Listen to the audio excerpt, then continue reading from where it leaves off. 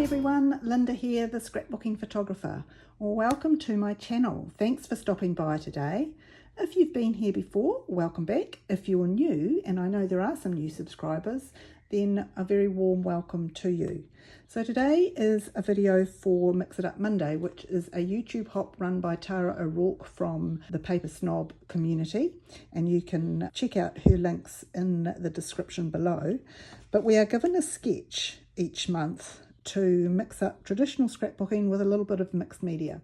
And this is the sketch we've got for this month, which is a different one for me. I don't often just have one photo on a page, but I have got this one photo of myself and my two brothers when I was a kid. We live in New Zealand and I was the only Kiwi in our family, the rest are Australian, so visiting Australia to see relatives was always fun for me, and we got to see the koalas, of course. I do remember that I was absolutely mortified that my brother got to hold the koala because he was allergic to animals, so we weren't allowed a dog or a cat or anything because of his allergies. So I thought it was really unfair that he got to hold the koala, but anyway, that was the way it was. So in the end I made the best of it and snuggled in as close as I could get. So that's going to be my one photo. Now I'm also taking part in a Soul Scrappers challenge for a one-word title, so I'll tell you a little bit more about that later. Now I've got some close to my heart black cardstock at the back, which is a little bit lighter, and some Stampin' Up! White Willow to go over the top. Now I'm using a combination of Stampin' Up! And close to my heart products today. I've got an embossing folder here, some offcuts from some different paper packs and some vellum, and some tiny little doilies which I found in the local craft shop, which I thought were just lovely. So first up, I'm going to make a wide-ish frame for this photo. Because the photo is so small, I'd like it to have a solid outside, so I've used the embossing folder to give that big background, and then I'm just doing a small amount in a lighter grey from the Country Lace pack from Stampin' Up. And for me that just gives the photo a little bit more real estate on the page. As you can see, there's lots of things that get added on behind the photo, and I'm going to do all of those first before I come to the mixed media. So this is a little tab that I'm putting on top of a matching piece of paper to give us the same kind of look as the index card in the sketch. And I will go round the outside of these with the black ink and the little brush just to get rid of the white core around the outside and make it stand out a little bit better against the white. I do think it's a little bit long and a little bit wide, so I'd go and trim it and then come back to finish going around the outside. And I'll also do the same effect with the dauber around the outside of the Country Lace paper, and that just brings the black in, and I think it helps define it from all the white in the background. So these scraps, I'd really like to use them up. So if I put them together like that with another piece of Country Lace over the top, you would never know that it was two pieces of scrap paper. So that's what I'll do there. And here's another scrap that I'm going to turn into a tag. So just ripping it roughly the right size and then folding it in half to get the corners the same on each side and making the edge straight. And then I can use the hole punch to make a top in it, and I'll use the eyelet tool to put a little black eyelet in the top as well. And I think that's a great way just to use up little pieces of paper that we just cannot bring ourselves to throw out. I've got drawers full of them, so it's always a great bonus for me when I feel like I'm making way through some of the leftover scrap pieces of paper.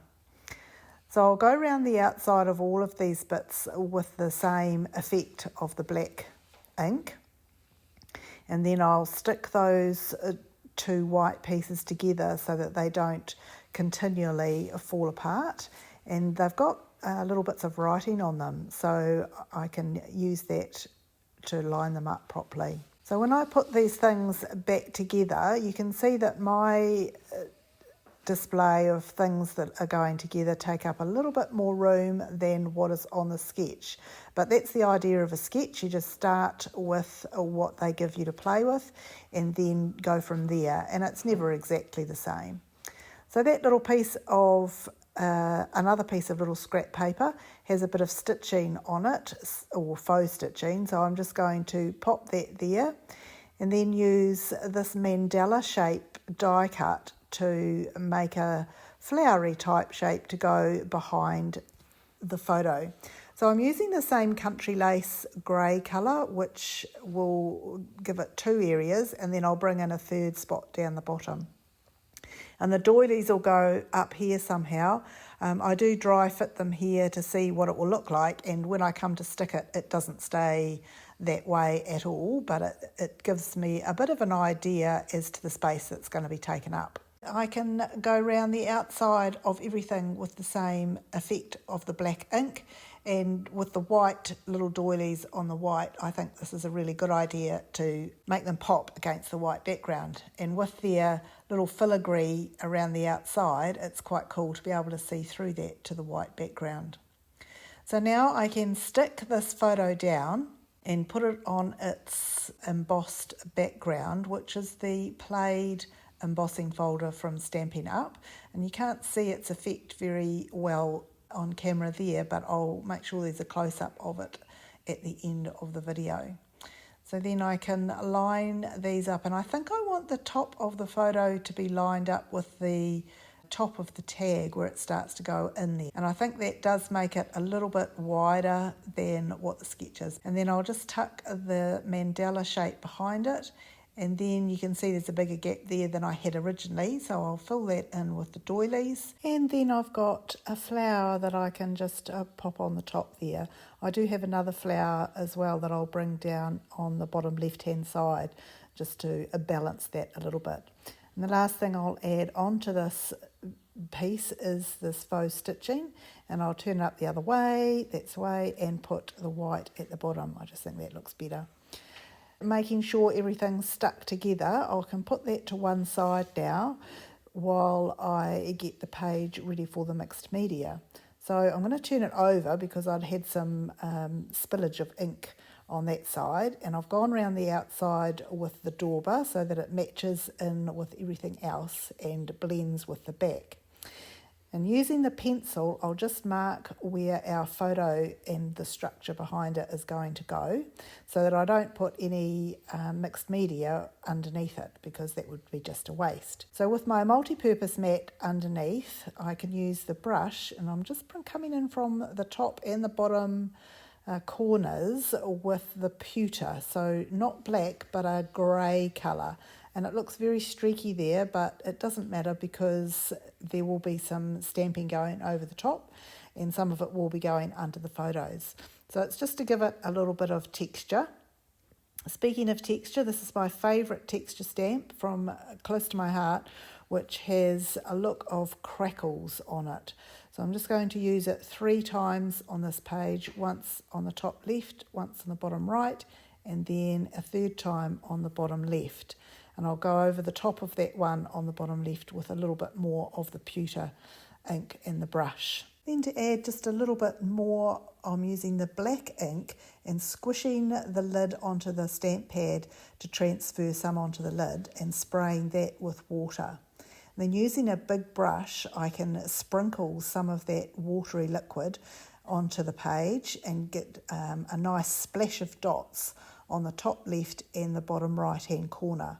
And that just adds a little bit more, it's similar to what the sketch has, and it will dry a kind of a lighter black, a dark grey. It is important to wipe out the lid with the paper towel before you put it back together, just to get rid of any water that might be stuck in there. So now I can put this structure around the photo and stick that all in where it was meant to go.